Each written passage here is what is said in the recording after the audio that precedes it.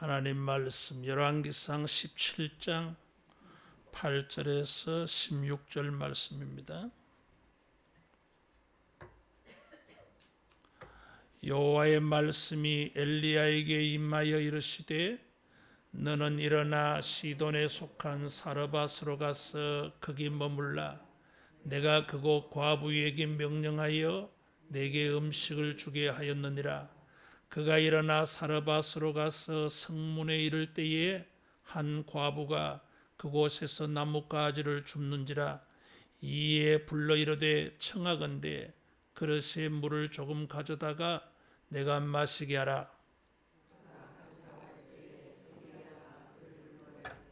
청하건대 내 손에 떡 한 조각을 내게로 가져오라.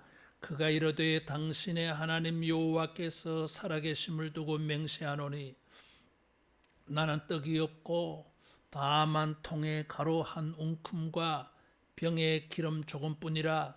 내가 나뭇가지 둘을 주어다가 나와 내 아들을 위하여 음식을 만들어 먹고 그 후에는 죽으리라.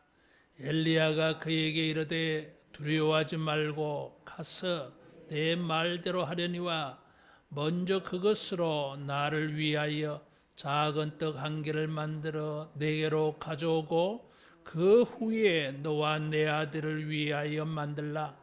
이스라엘의 하나님 여호와의 말씀이 나 여호와가 비를 지면에 내리는 날까지 그 통에 가루가 떨어지지 아니하고 그 병에 기름이 없어지지 아니하리라 하셨느니라. 그가 가서 엘리야의 말대로 하였더니 그와 엘리야와 그의 식구가 여러 날 먹었으나 여호와께서 엘리야를 통하여 하신 말씀같이 통에 가루가 떨어지지 아니하고 병에 기름이 없어지지 아니하니라. 아멘. 하나님께서 새로운 일을 시작하실 때에 종종 그것은 사람들에게는 마지막인 순간이 됩니다. 마지막이라고 하는 것은 그 다음이 없다는 거예요. 그 다음에는 일어날 일이 없다는 거예요. 마지막이라고 하는 것은 시작이 없다는 것입니다. 이게. 그런데 사람들은 그런 마지막이라고 생각하는데 하나님은 뜻밖에도 새로운 시작을 행하십니다. 엘리야가 그리 시냇가에 숨어 지냈습니다. 까마귀들이 먹을 것을 공급해 주었어요. 그리 시냇가도 기근과 흉년과 가뭄으로 말미암아 물이 말라버렸어요. 마지막이 온 것입니다. 그때 하나님께서 엘리야에게 마지막이 아니다. 또 다른 시작이 있다. 그래서 시돈 땅 사르밧으로 가라 그랬어요. 하나님께서 그곳 과부에게 명령하여서 너에게 음식을 주게 하였느니라 그랬어요. 그 과부는 부자가 아니에요.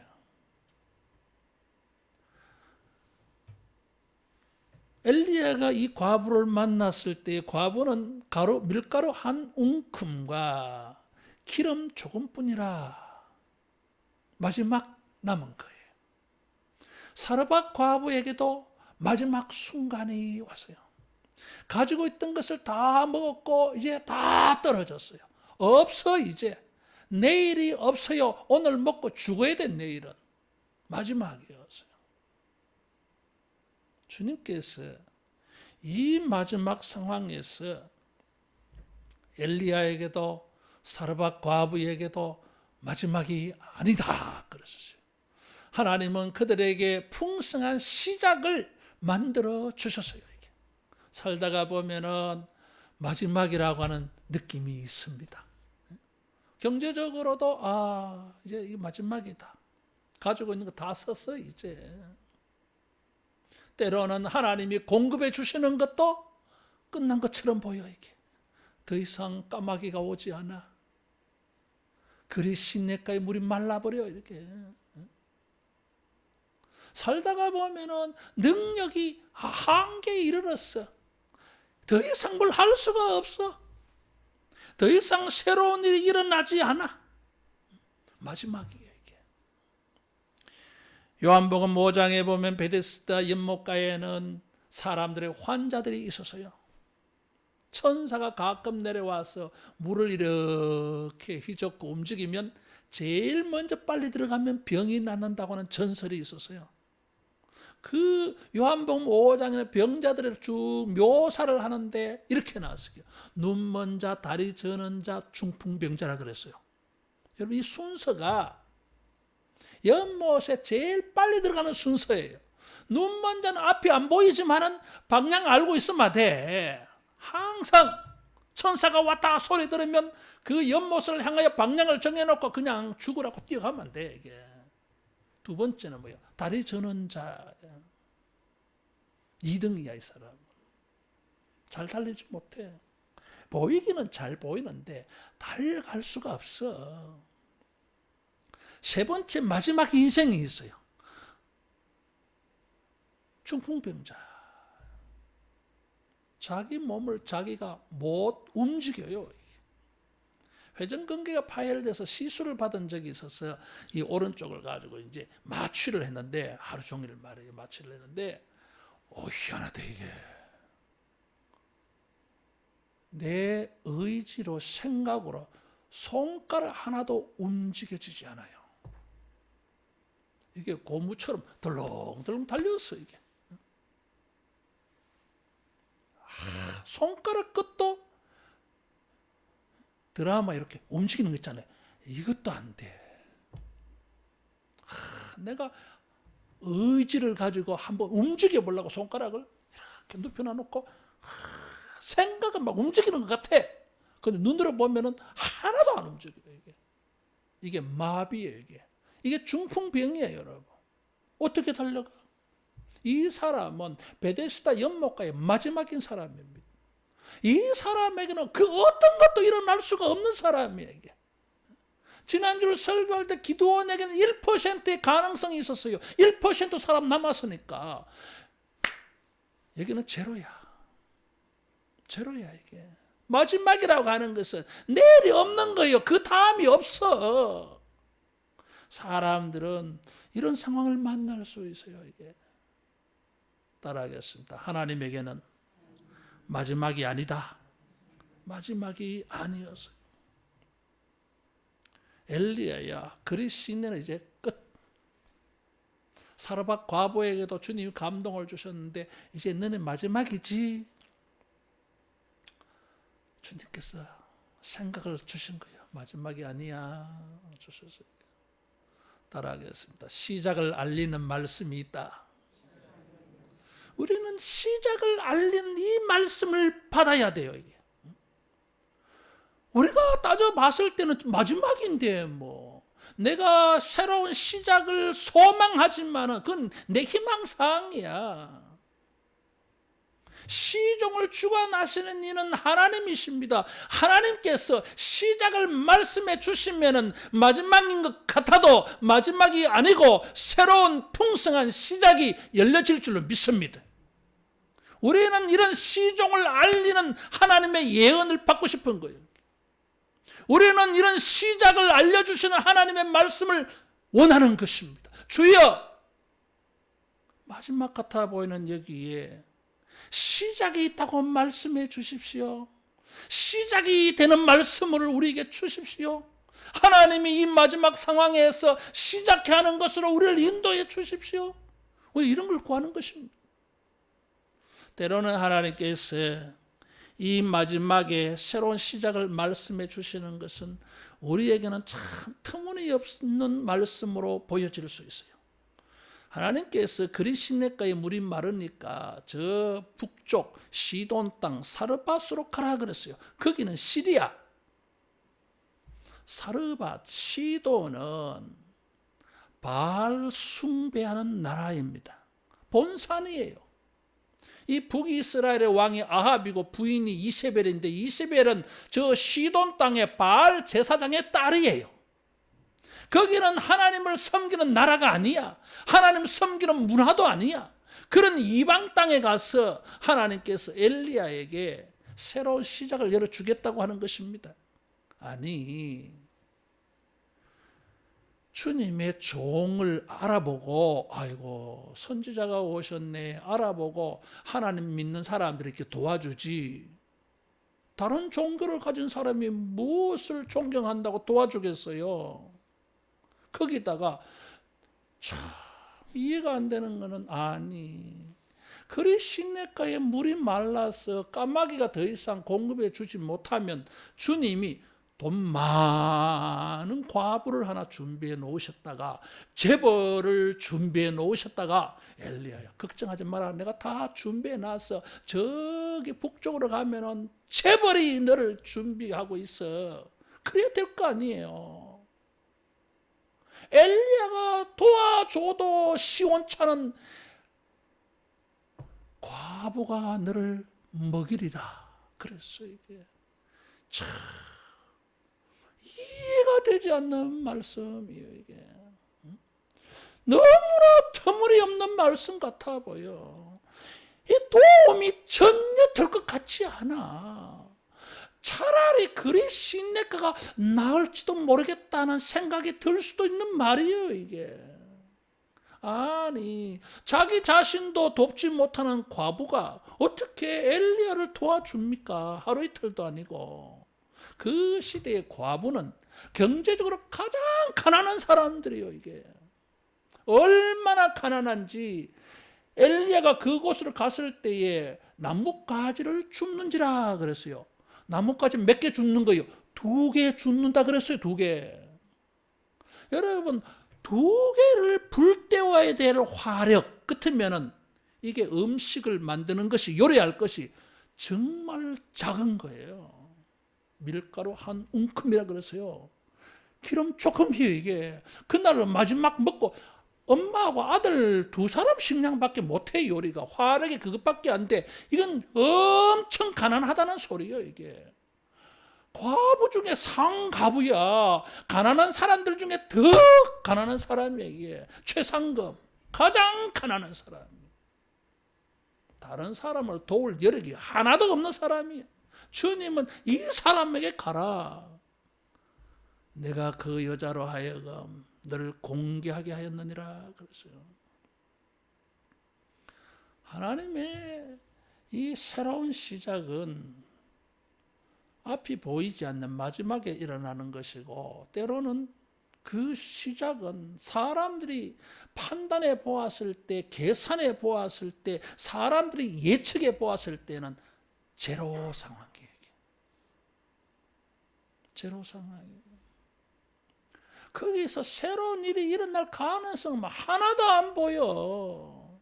이것저것 따져봐서 도움이 될 구조가 하나도 없어요. 이게 때로는 그런 광야 같은 곳으로 보내십니다. 그러나 따라하겠습니다. 하나님은 얼마든지 일하신다. 얼마든지 일하십니다.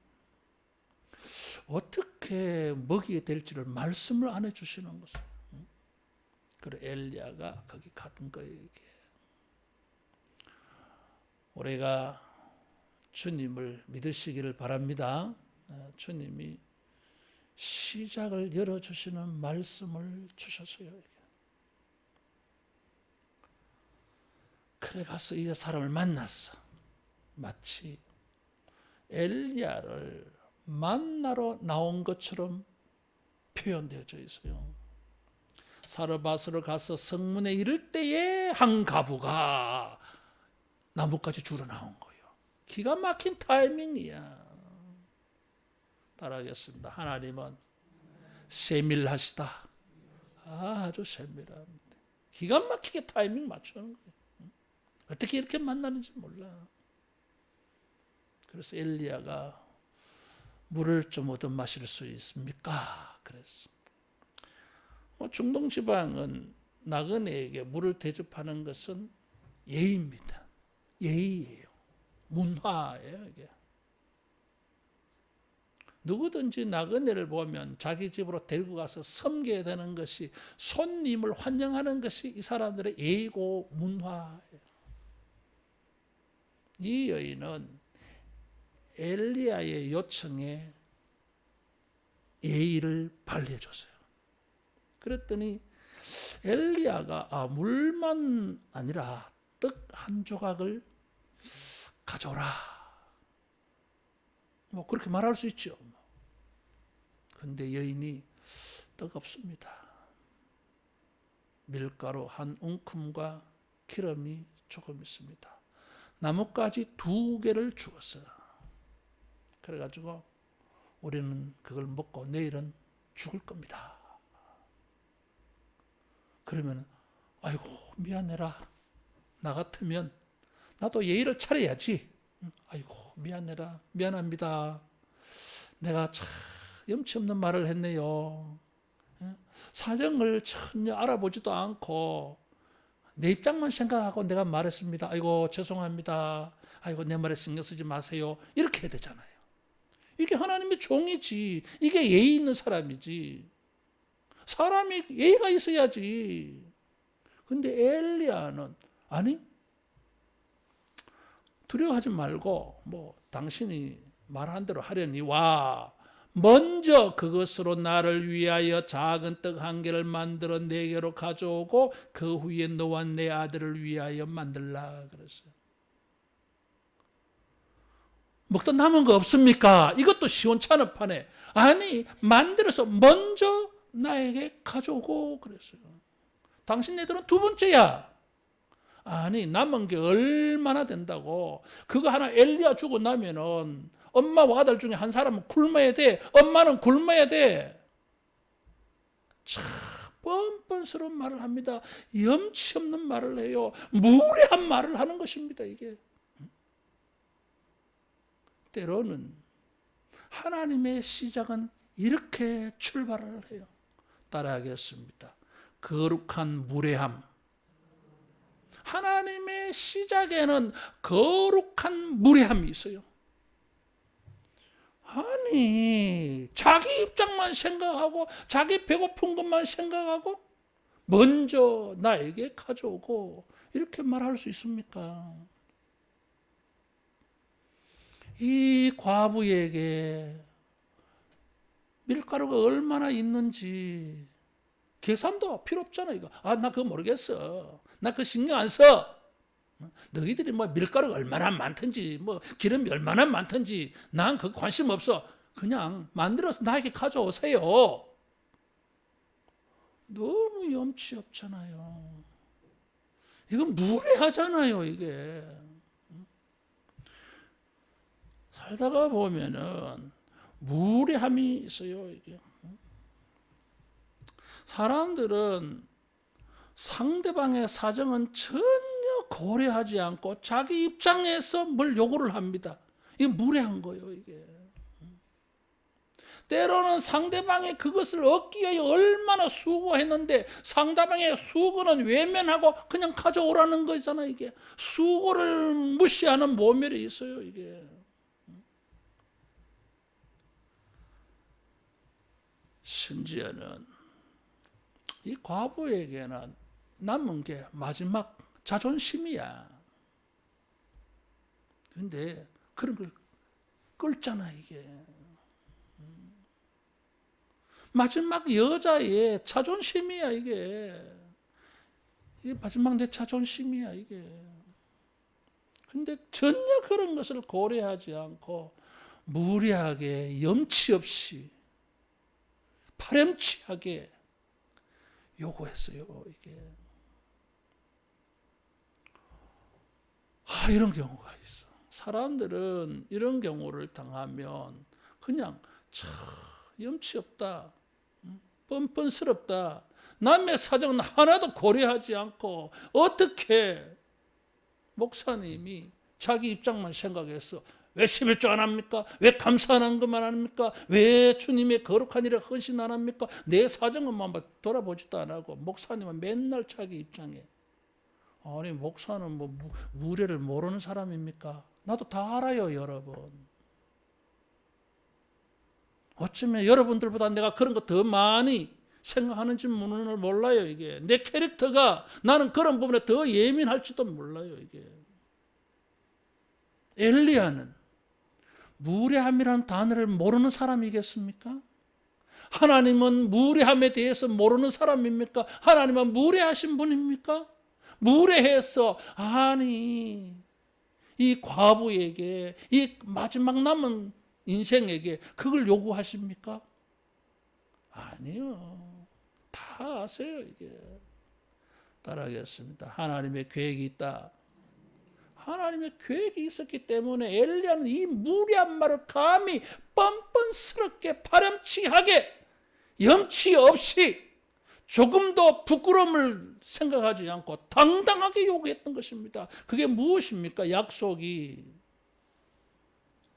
나 여호와가 비를 지면에 내리는 날까지 그 통에 가루가 떨어지지 아니하고 그 병에 기름이 없어지지 아니하리라. 엘리야는 이게 있었어요. 하나님은 이런 계획이 있었어요. 하나님은 이런 뜻이 있었어요. 하나님은 이런 풍성한 시작의 역사가 있었던 것입니다. 그래서 사람이 들을 때에는 무리하고 파렴치하고 참으로 염치가 없는 그런 말 같아 보여도 당당하게 하신 것입니다. 따라하겠습니다. 거룩한 무례함이 있다. 거룩한 무례함이 있어요. 하나님의 말씀이 종종 우리에게 참 이렇게 무례하게 느껴질 때가 있어요. 이게 우리는 그것을 하나님의 거룩한 무례함이라고 말할 수밖에 없는 것입니다. 하나님은 결코 무례하지 않는 분이기 때문에 그래요. 이게 어떤 말씀이라도 아이고 내 사정만 몰라주고 무조건 저렇게 요구하시네, 명령하시네, 불평하지 말고 하나님의 선하심을 믿고 여러분 이런 무례한 말씀이라도 순종하기를 축원합니다. 남은 것을 먹고 죽으려고 하는데 그걸 가지고 떡 만들어 오라는 거잖아 이게. 여러분 참 어떻게 보면 순종하기 어려운 것 같아 보여도 어떻게 보면 굉장히 쉬운 순종이 될 수 있어요. 여러분 한 끼 더 먹고 죽으나 덜 먹고 죽으나 무슨 차이가 있어요? 이 마지막이야. 근데 엘리야의 말은 마지막이 아니에요. 이게 그 뭐 믿기 어렵지만은 확신은 안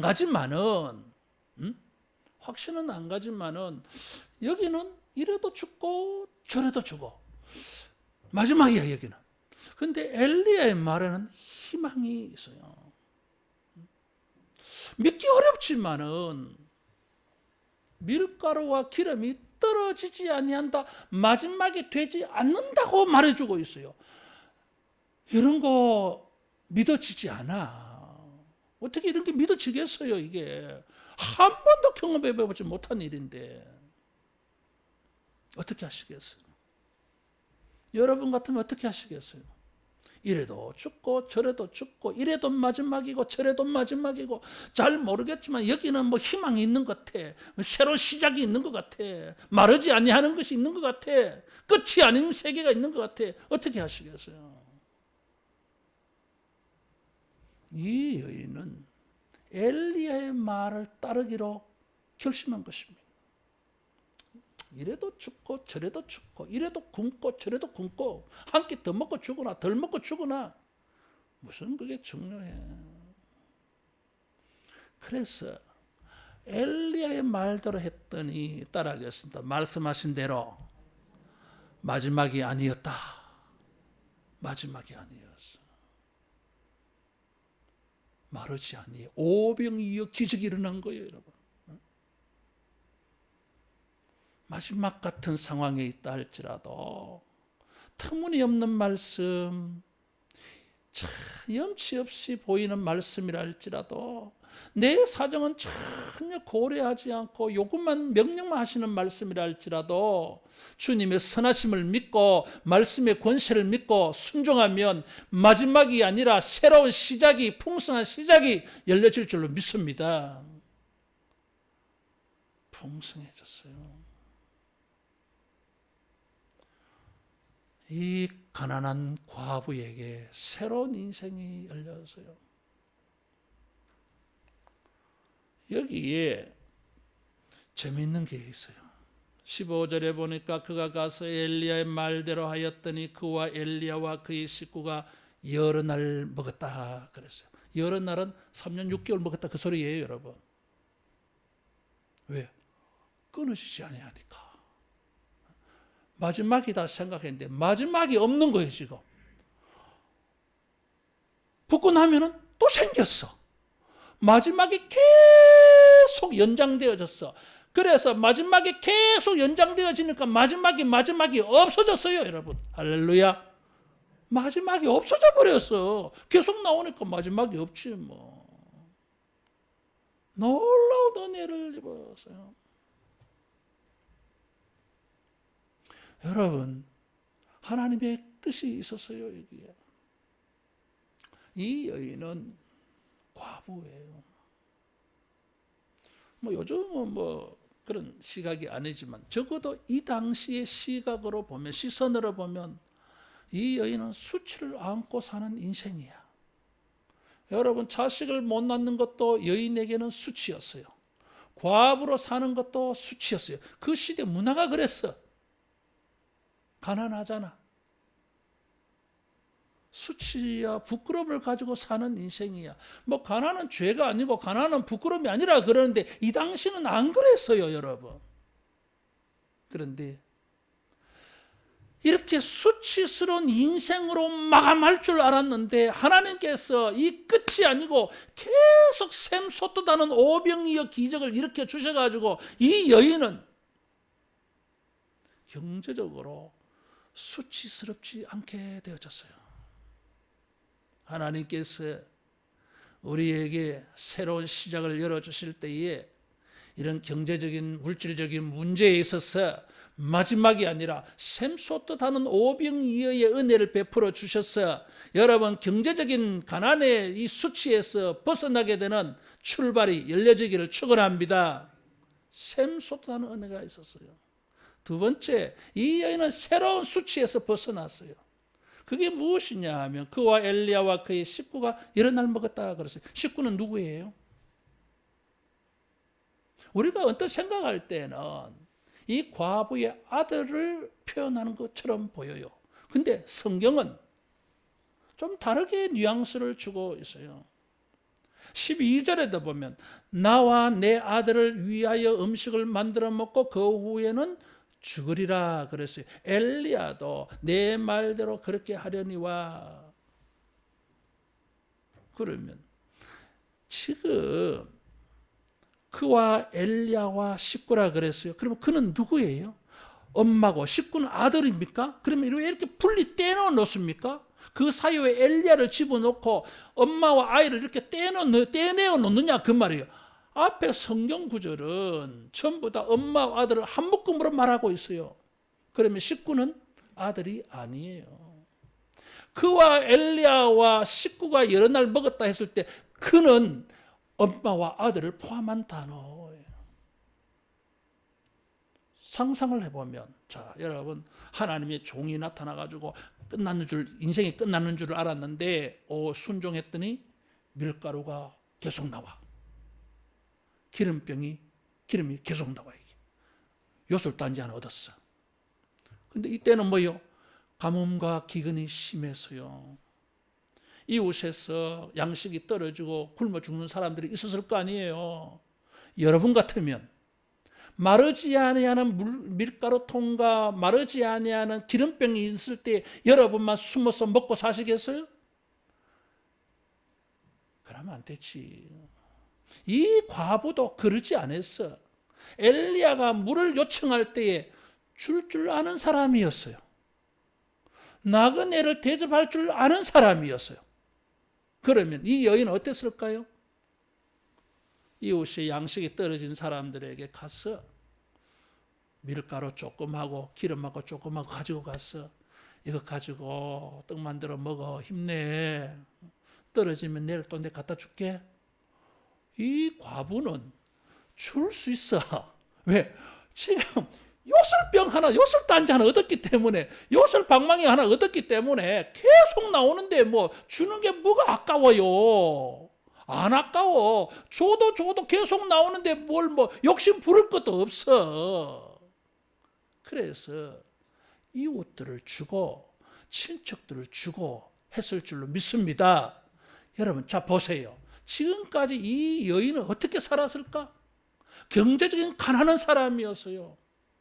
염치를 불구하고 염치 없이 사람들에게 도움을 청해야 되는 인생이었어요.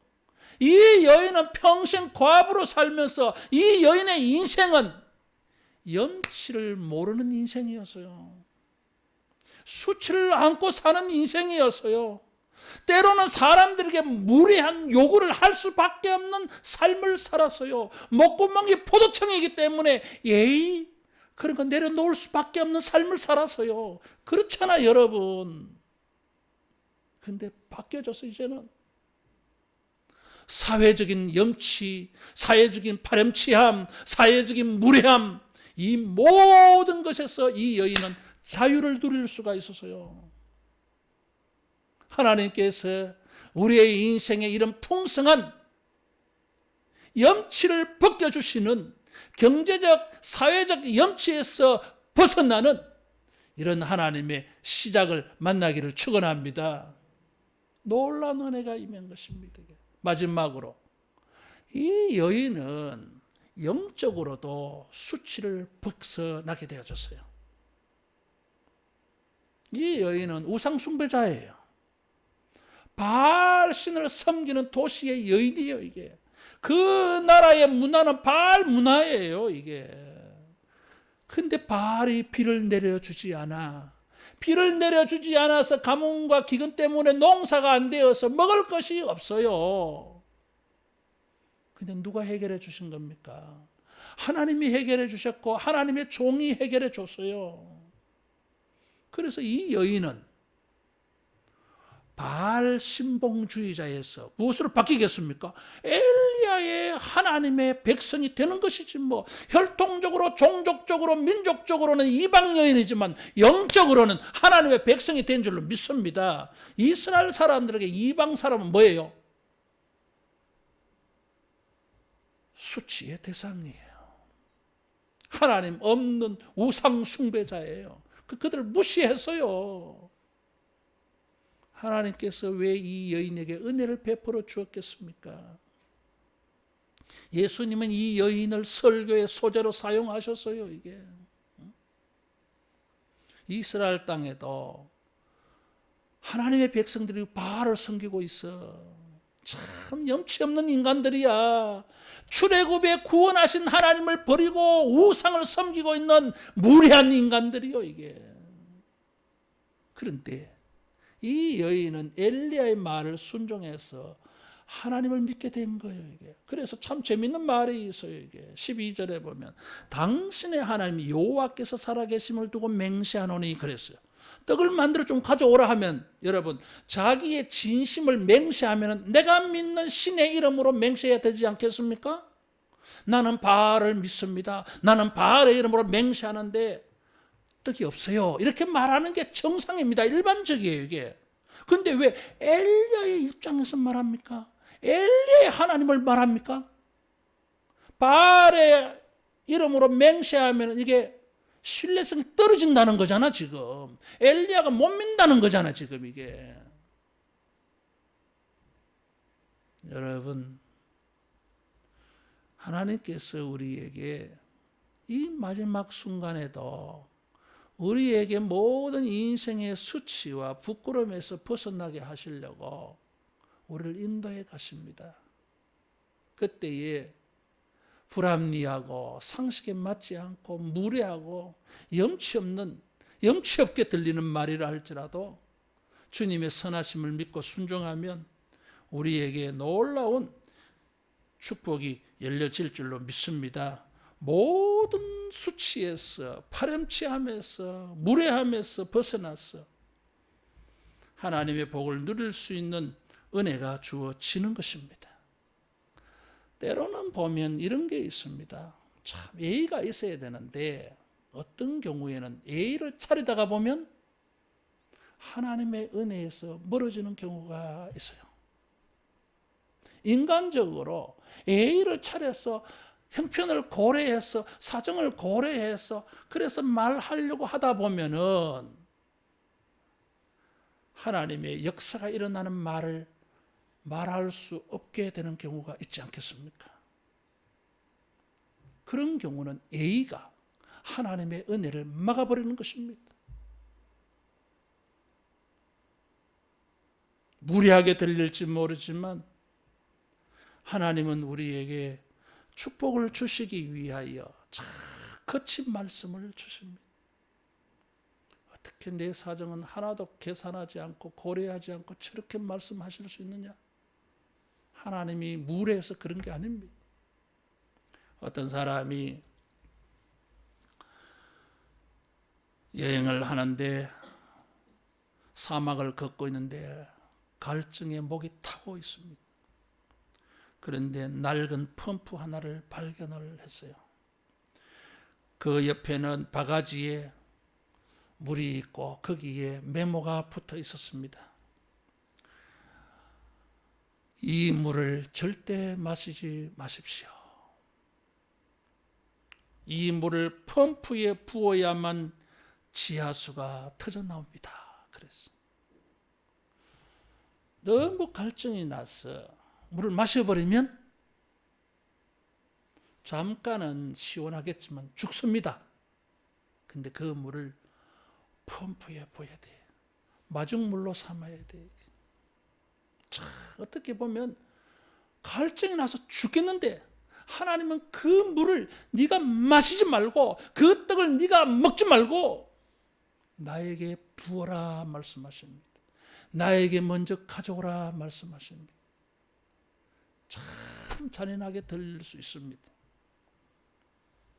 그러나 그 무리하게 느껴지는 말씀도 순종하면 하나님께서 우리에게 마지막이 아니라 새로운 시작을, 풍성한 시작을, 모든 염치와 수치가에서 벗어나는 여러분 놀라운 축복을 우리에게 열어주실 줄로 믿습니다.